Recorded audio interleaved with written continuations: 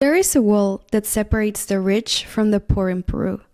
The Wall of Shame is 10 kilometers long, up to 3 meters high in its most formidable sections, made of thick concrete and topped with barbed wire, built 13 years ago to separate the rich from the poor, specifically the districts of San Juan de Miraflores and Surco. The wall was built because the rich were scared the poor would steal from them, which, to be fair, is a real problem in Peru. Over 4,000 phones are reported as stolen or lost every 24 hours countrywide. An average of 11 muggings are reported every hour in Lima and Callao. San Juan de Miraflores, on one side of the wall, has shanty towns. So, homemade housing built by families who can't really afford to buy an existing home or land. These are squatter settlements, typically made of wood and mud. On the other side of the wall is Surco, where Las Casuarinas is located, one of the richest neighborhoods in the country. People who live in Las Casuarinas make about 500,000 soles a year,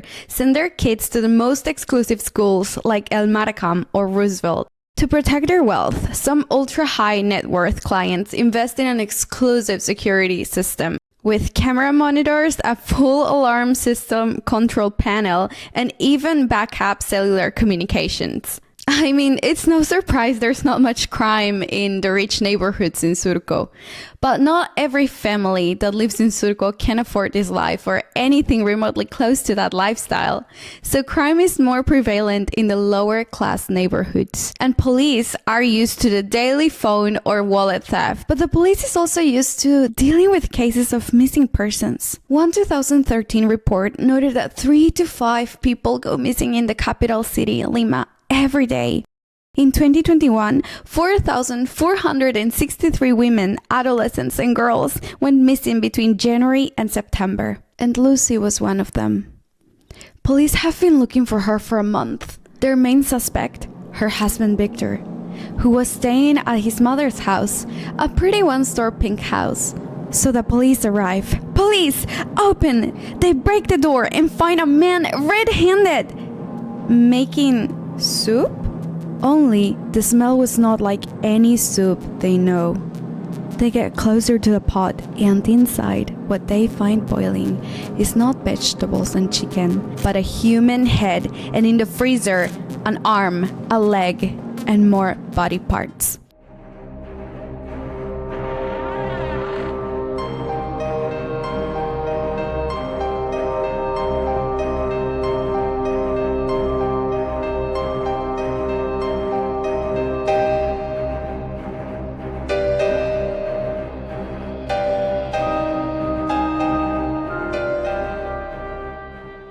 Before we dive into today's case, a few disclaimers. As a creator on this platform, I fully support YouTube's dedication to cultivating a safe and positive environment for viewers and creators alike. I am committed to creating high-quality content that aligns with YouTube's community guidelines and advertiser-friendly policies. I thank you for the opportunity to participate in this community and contribute to its positive evolution.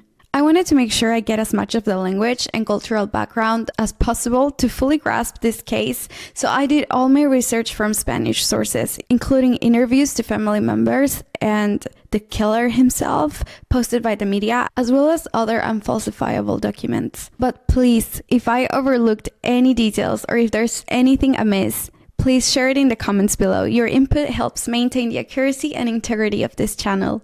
This case addresses sensitive themes of gender-based violence and mental health issues, which may be triggering or distressing to some viewers. If any of these are a sensitive topic to you, please take care of yourself, and I will see you in the next video. So with that being said, let's get started.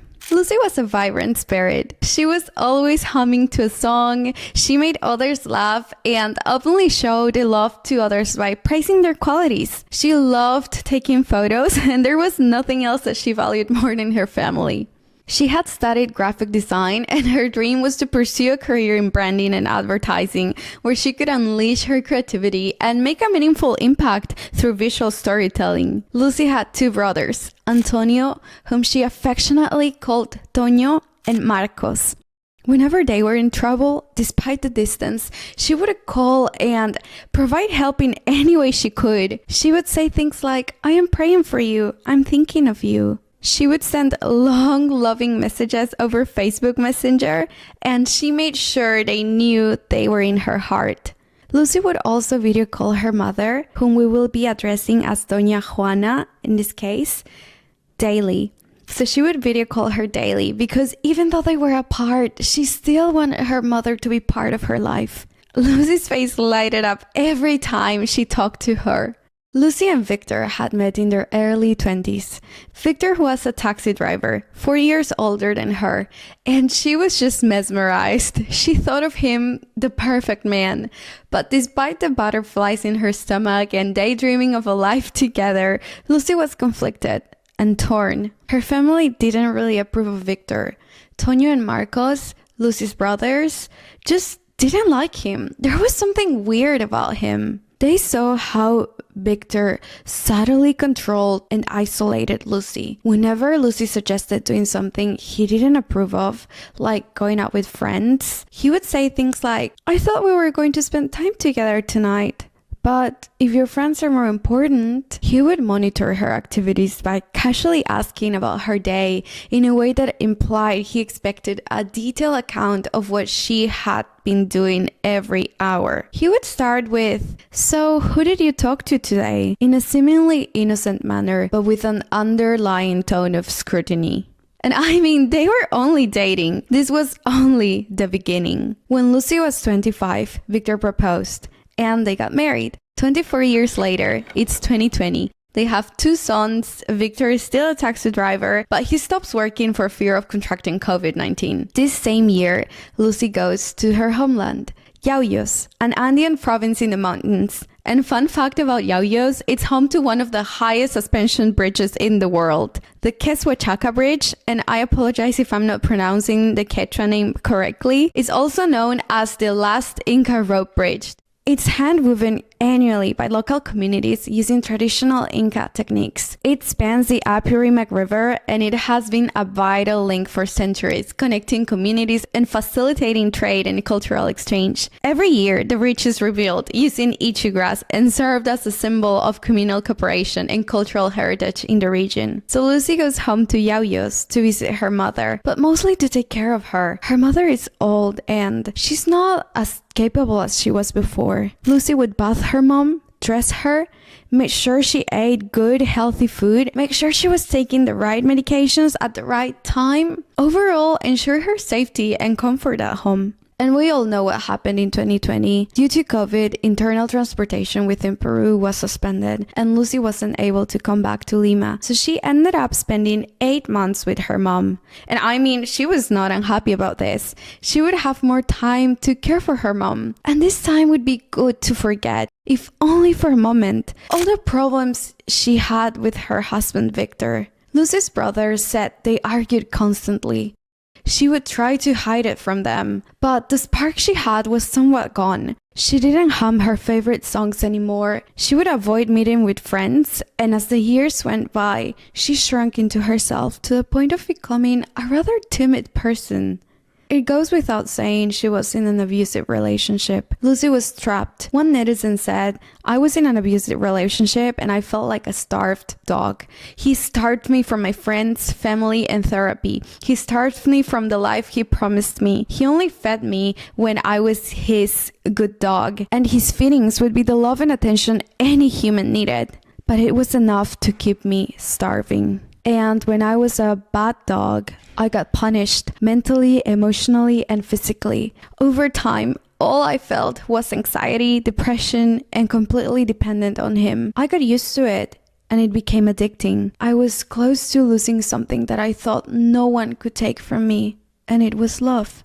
I almost lost the little love I had for myself in the relationship because I was pressured into giving him everything. Of course, no experience is the same, but I hope this can help us grasp at least the surface of what being in these circumstances is like. According to the National Institutes of Health, Peru is one of the countries with the highest prevalence of intimate partner violence in Latin America and the Caribbean region. 57.7% of married cohabitating women between the ages of 15 and 49 have experienced intimate partner violence, also known as IPV.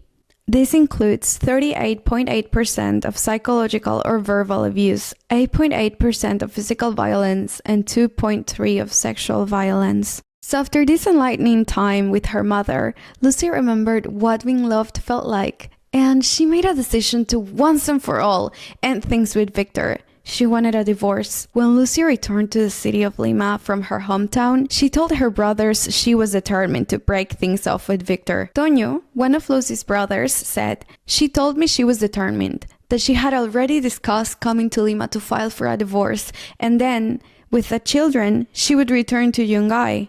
She told me at the time that she was going to divorce because there was no longer an understanding between them. Because Victor was very insistent, very jealous, antisocial. He didn't like gatherings. That's what my sister told me." End quote. She couldn't bear any more of the abuse, the fights, the constant tension that had plagued their relationship for far too long. As she navigated the bustling streets of Lima, her mind was resolute, her heart heavy with the weight of the decision, but she knew it wouldn't be easy. She also knew she deserved better than the turmoil Victor brought into her life. With each step closer to their apartment, Lucy rehearsed the words she would say, bracing herself to the confrontation that awaited her. The memories of Victor's yelling and his occasional bursts of physical aggression replayed in her mind, fueling her determination to end the cycle of abuse and take back control of her life. She couldn't continue living in fear and uncertainty,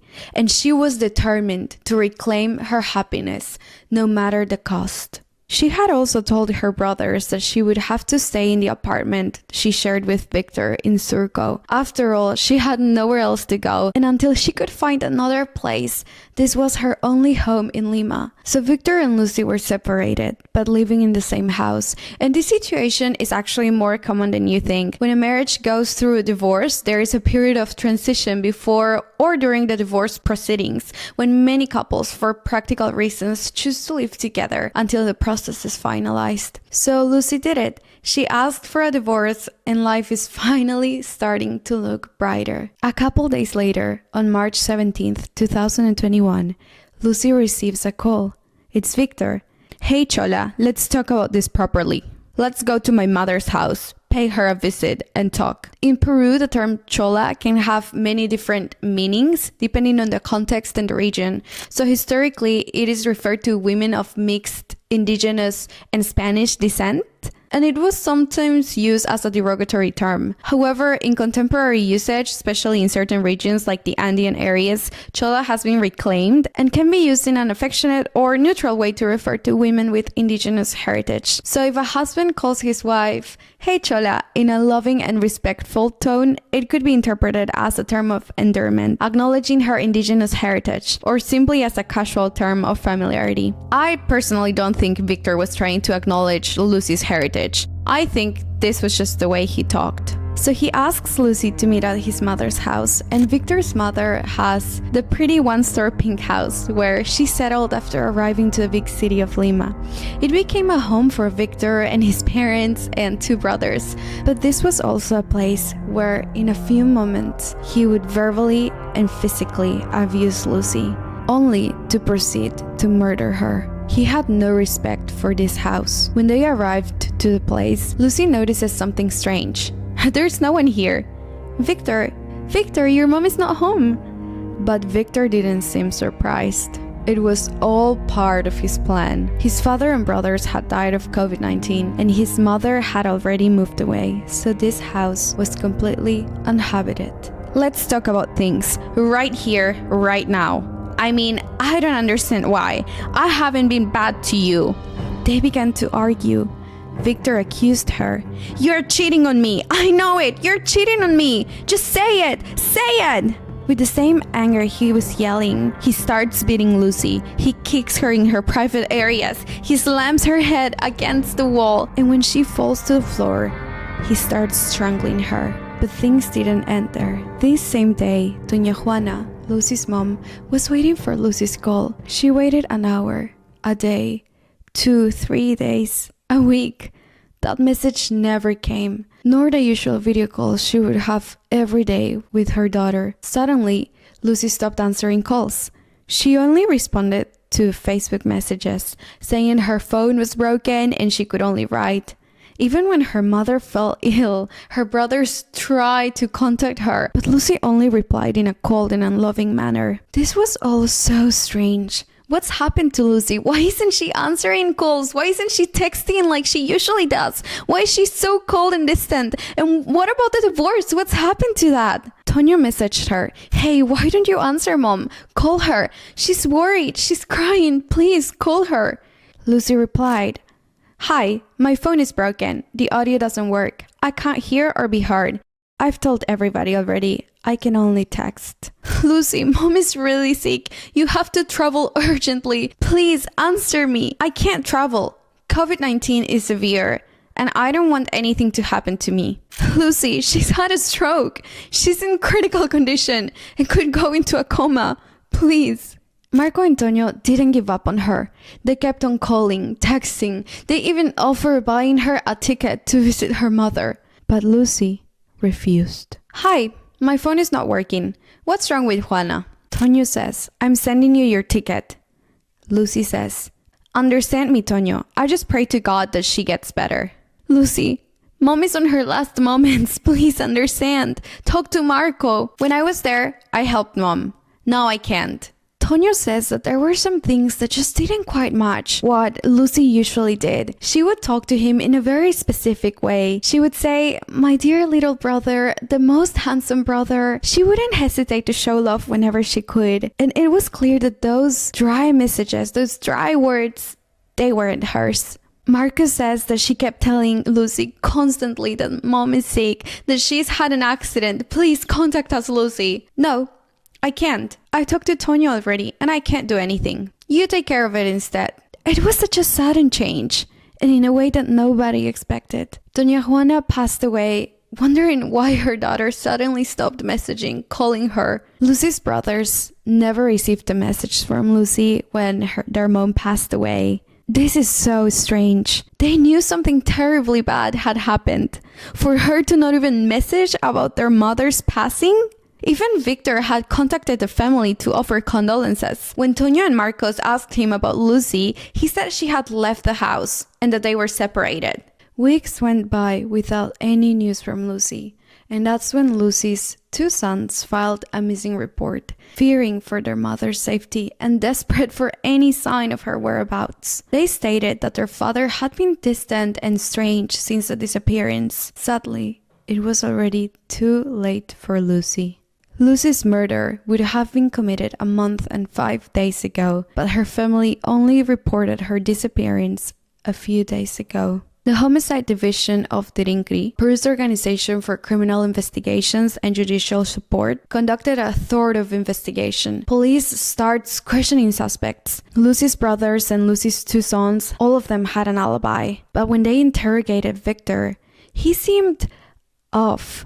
He acted calm and had a neutral tone of voice, as if he wasn't nervous or even worried his wife was missing. He changed his versions multiple times and contradicted himself too many times to count, becoming the main suspect in the disappearance. On April 22nd, using a geolocation system on Victor's phone, 4 policemen from the homicide investigation team arrived to the Pink House in La Castellana neighborhood in Surco. They burst into the property and they found Victor in the kitchen. In the house, the tools Victor used to dismember Lucy's body were found. In the kitchen counter, they found a chopping board and a bloody knife, pieces of what looked like scalp with long black hair still attached to it. They also find a grinder with cutting discs, bleach, hydroholic acid, muriatic acid, and a cutting board with blood stains. 12 little bags this big of cocaine-based paste and 5 packets of marijuana. In the fridge, they found what looked like skin, an arm, a leg, and more body parts cut into pieces. Victor had been chopping up his wife's body and storing the parts in his refrigerator, which was taped shut to stifle the smell. The detective in charge of investigating this horrific homicide said if one more day had passed, everything would have disappeared. They would have had no evidence, no trace of this crime, and Victor would still be out, probably recreating this horrible scene again and again, but this time with different victims. After beating and strangling, kicking loose in her private areas and slamming her hair against the wall, this is what happened.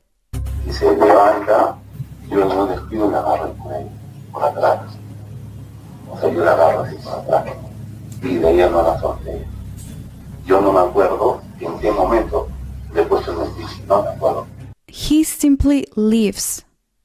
Oh, and maybe it's a good idea to buy a fridge.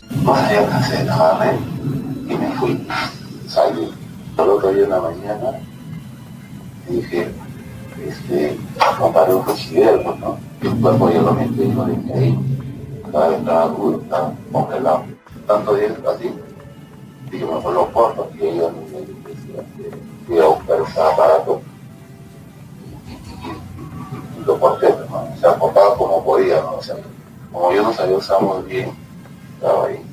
I mean, I just find the way he talks very disturbing because I hear this and it just sends shivers down my spine because he tells this as if he was just cutting chicken, as if he wasn't cutting his wife into pieces. He's just cold and remorseless, and he tells the police how he perpetrated one of the most horrifying, terrifying crimes ever, as if he was just cutting chicken. In Peruvian Spanish, adding no at the end of a sentence is a common linguistic feature known as tag question. So it's often used to seek confirmation or agreement from a listener. It's similar to how in English someone would say, "It's a beautiful day, isn't it?" The no at the end of the statement turns it into a question. So it's inviting the listener to agree or confirm. This pattern is just simply a part of the language's syntax, and it's used for various purposes, including seeking agreement, emphasizing a point, or just seeking reassurance. And I just absolutely hate the way Victor talks because I just wish you could see this in Spanish. Almost every sentence he says, at the end, he adds the no. It's like, well, I didn't know how to cut her. No, it's as if he was inviting you to agree with him that he was confused, to agree with him that nobody would know how to cut a person. I mean, obviously nobody knows, but he's inviting you to agree with him that this was all new and normal to him and that what he's doing is something that you can provide him reassurance about.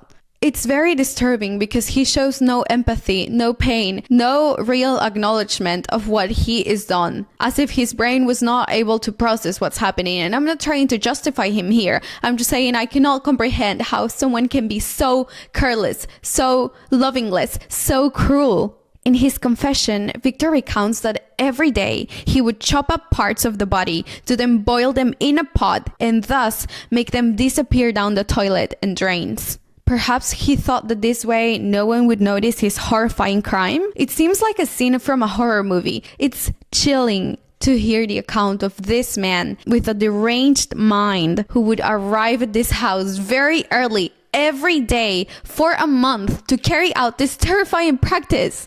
And in the afternoon, he would just go to work as if nothing had happened.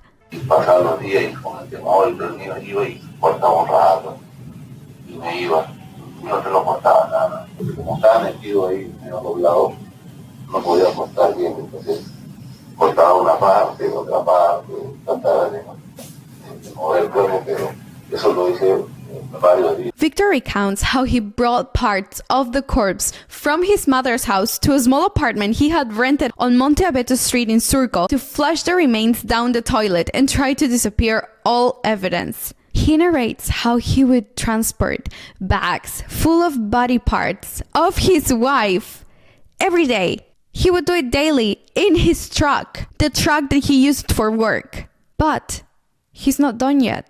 He still has the head. Igual así, pedazos y rabia ya lo picaba también, lo se pasa por el cuarto. Cuando ponía en la bolsa y me iba a contar. Yo lo picaba en el cuarto, no, ahí lo picaba. Y lo bueno, si dejaba en la casa de mi mamá, se puede decir, la congeladora. Ahí lo dejaba yo todo porque no olvidé botar los huesos, no sabía qué hacer. Entonces me faltaba la cabeza. Entonces yo tenía miedo de abrir el rostro. No sé si eso es el temor. I absolutely despise how he says, oh, and just like that, I would just take pieces and chop them up, and yeah, and there, I would flush them down the toilet. Just like that, you know, I would just do that, just there. Yeah. I mean, he even says that he took some pieces to chop them up in his room. Like if the kitchen wasn't enough for him, he wanted to do it in his room. And then he would take the bones, if he had left any at his mom's house, and he would take them with him. And then he would put whatever was remaining in the freezer so that he could chop up again tomorrow. He even says he didn't know what to do, so that's why he left most of the things at his mother's house. He even says he was afraid of seeing the head. He says, I was afraid to see her face. I mean, I don't know if that was the fear. That's what he said. He says, quote, the head was missing, so I was afraid to see her. I was afraid to see her face. I don't know if that was the fear, end quote. This is something I find very interesting and disturbing about Victor. He said he was afraid to see her face, and this could have been for many reasons. Maybe guilt or remorse, confronting the reality of what he had done and was too much to handle, fear of consequences maybe, or even some folk cultural beliefs in ghosts, spirits, or the afterlife. Maybe he was afraid of retribution or supernatural consequences for his despicable actions. Typically, serial killers are immune to the empathy humans naturally feel towards each other. For this reason, not only do they not feel disgust, many serial killers openly displayed body parts as trophies. Some have made furniture, jewelry, and similar items out of keepsakes. Some others have videotaped the entire act in many instances as well. Confessions have spoken about reliving the crime with great joy, and these three things indicate that there is little revulsion about getting bloody. Most people don't like the sight of blood for one or two reasons, or a combination of reasons. I mean, most people see blood and it indicates injury to another person, so the empathy kicks in. And that's just normal, right? Most people feel distressed for another person being hurt or injured. And for other people, they see blood and it just reminds them of their own mortality. Serial killers are typically obsessed with death, and at some point logically understand that the course they are taking will inevitably end in their own death. Thus, they have already conquered their sense of mortality to a greater extent. There is no empathy, or they would never do the things they do. So there's really no reason to be squeamish unless they are also OCD and are worried about messing up the carpet or something. Humans mean that little to a sociopath. Most sociopaths enact this through being con artists, politicians, or corporate executives. Even sadistic sociopaths are generally able to vent their needs quite well in this kind of dimensions. The common denominator in these two is that they see people as objects to be used. There is no kinship of any sort with a sociopath. They might honor these obligations if they have a code of honor they stick with, but it's not from any feelings for the other person. It's purely to maintain their own self-image and cognitive stability. Most sociopaths rationalize or never even feel the need to adopt morality at all. They do not kill because killing would be counterproductive to their goals, and they found no need or reason to do so. If they encounter a situation where killing another person was profitable and low risks, or if another person threatened them or their well-being, then a sociopath would have little difficulty with the decision to kill. But the act of carrying it out is another different story. Serial killers are a special kind of sociopath. They have no real goals, only those that help them kill people. For example, becoming a church deacon or cop. These actions can help them cover their little secret life. Even serial killers themselves are unable to explain why. There is an element of power, I believe, but only a few serial killers developed in a deficit of power. In other words, they were not bullied. so they are not really reacting. Karl Panzram wrote a book about his life and blamed society, yet he was just one of millions who went through the same abuses he did during that time period and was one of a handful to actually kill somebody. There is really no commonality in environmental factors. Many serial killers came from good homes. Some came from broken homes. Some were abused, some were not. Serial killers strike in every culture in the world. Jack the Ripper was just the first to get really noticed. At the same time Jack the Ripper was terrorizing London, there was an American serial killer having a field day in complete anonymity. The fact that serial killers existed before anybody even paid attention to them rules out the celebrity motivation theory about why serial killers exist in society. They kill because they feel a want or need to kill. The why is unknown. Marcos, Lucy's brother, said he should bear the full weight of the law because it's a deranged way to act.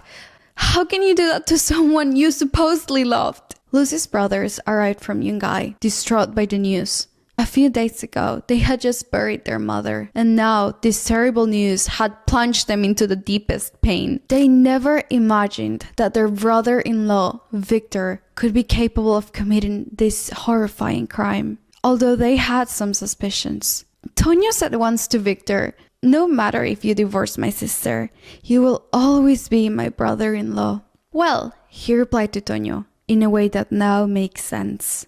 "Do you think I'm dumb? She left, and you think it was just like that?"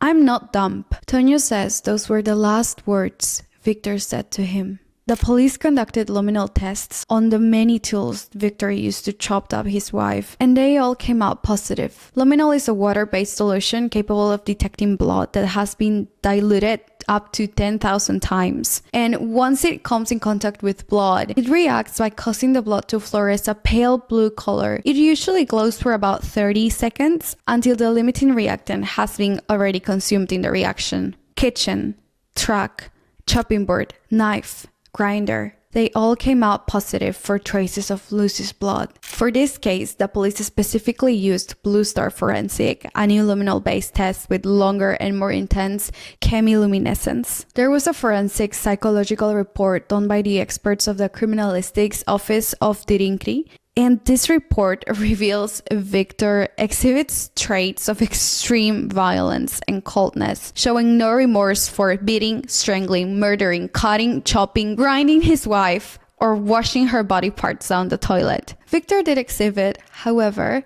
behaviors of planning and covering up to evade justice and trying to justify himself. The report reveals that he is calculating, distrustful, and dominant, orienting his behavior according to his needs and interests. Which, after knowing what's happened to Lucy, is no surprise for any of us. The report also showed he has low self-esteem, dependence, and impulsiveness. There is a high probability that the cause of Lucy's death was a serious injury to the left parietal lobe, which is located at the top of the middle area of the brain. So around here, around this area. This part of the brain is extremely important as every other part of the brain, but this specific part is responsible for visual spatial processing and sensory assimilation. In some cases, this type of injury can cause loss of body awareness or right or left confusion, so it is highly likely that in her last moments of life,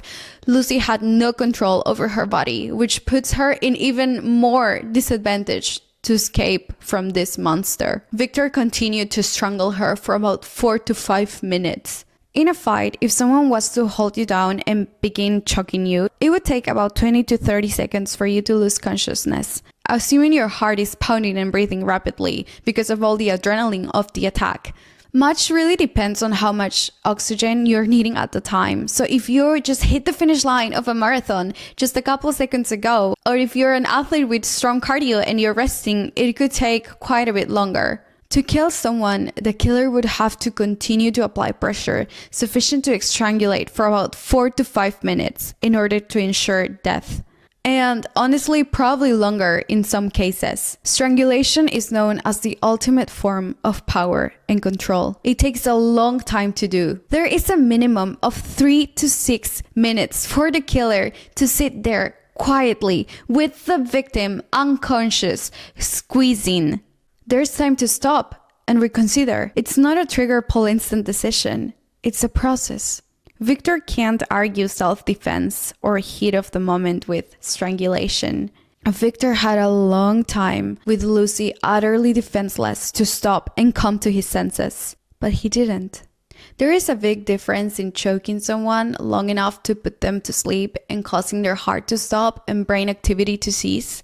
Many victims of attempted murder by strangulation survived because their would-be killer didn't stop at the right time, like they stopped too soon. The Superior Court of Justice ordered 9 months of preventive detention for Victor as he was prosecuted for the crime of aggravated feminicide against his wife Lucy, murdered in April. A member of the police in charge of this case said, "Everything indicates from the profile of this citizen that he is prone to committing violent acts against the opposite sex and has little control over his human impulses, which lead him to develop violence in his mind without any kind of self-control."